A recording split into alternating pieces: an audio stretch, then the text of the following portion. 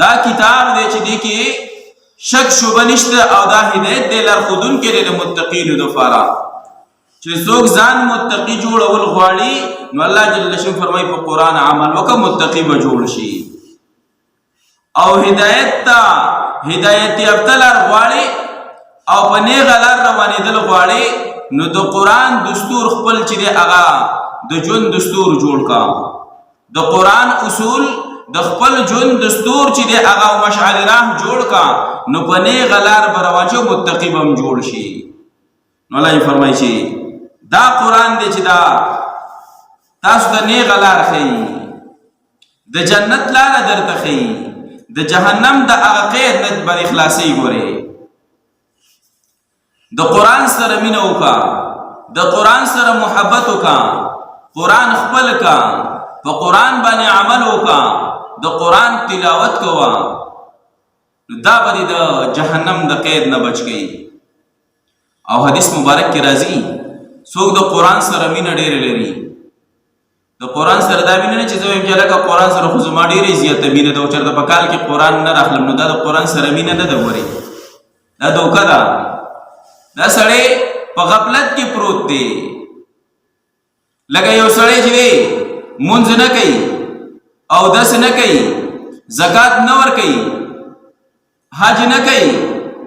او روژه نه نیسي نور د نیکۍ کار نه کوي او الله بخونکی مهربان دی الله غفور الرحیم دی نو الله غفور الرحیم دی نو ٹھیک دی چې الله جل شانه غفور الرحیم دی خو نور صفات یې مشته دی جبار او قهار صفات یې مشته دی ذو انتقام صفات یې مشته دی بدلا خستونکی هم دی ته وایي چې ولې تعالی چې ما دا دومره څه درکول او دا ته ما ویلي چې زما احکامات پوره کړو دا زما حکمونه پوره کول ته خو چې په غفلت کې پروت وي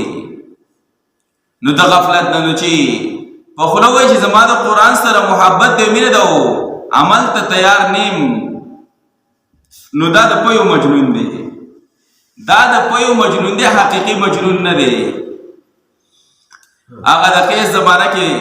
د پویو مجنونان پیدا شوي وو زمونږ د لیلا سره مینه ده نو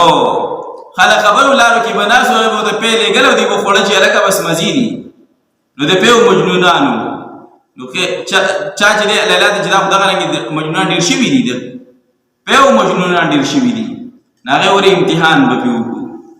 نو بله ورځ روزانه مې پی ورلېږل بله ورځ د پیو په ځای باندې ورته چاړه او لوښې وروړو دې کې دا ستا د بدن لږه غوښه مې په کار ده نو چې کوم د پیو مجنونانو هغوی مې وروړو داسې کار دی چې زمونږ د دغه ته تیار نه یو مونږ خو صرف د پیو د خوراک په انتظار باندې وو چې د غوښې کټ کېدل پکې نو دغه مینې ته مونږ تیار نه یو نو هغوی وتښتېدل چې کوم حقیقي مجنون و نو هغه ورله د بدن د هر ځای نه غوښه ورکړه چې د کوم ځای را به خوښوي چې د کوم ځای خوښوي نو هغه دې ویسي نو دا که څوک عمل ته تیار نه وي او صرف په ژبه وي نو دا به صرف هغه د پیو مجنونانې بیا نو الله جل فرمایي چې ته متقي جوړېدل غواړې سیده لار غواړې اهدنا الصراط المستقیم په مونځ کې هر رکعت کې الله ما د نیغه لار وښې الله وایي ټیم کې دا نیغه لار غواړې نو دغه دا یهدي للتي هي اقوم دا قرآن به ستا رهنمایي کوي دا به تا په نیغه لار باندې روانوي خو په شرط د دې چې دا د خپل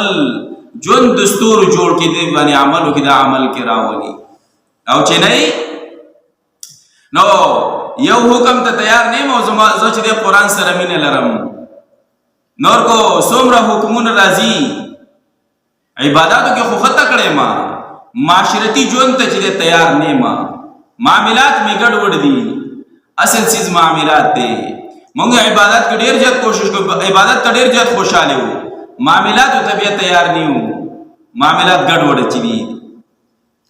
نو الله یې فرمایي چې کوم متقین خلق دی هدایت باندې راتلونکي خلق دی نو داسې خلکو ته چې نیک عمل کوي نو دې ته الله وایي زیر ورکړه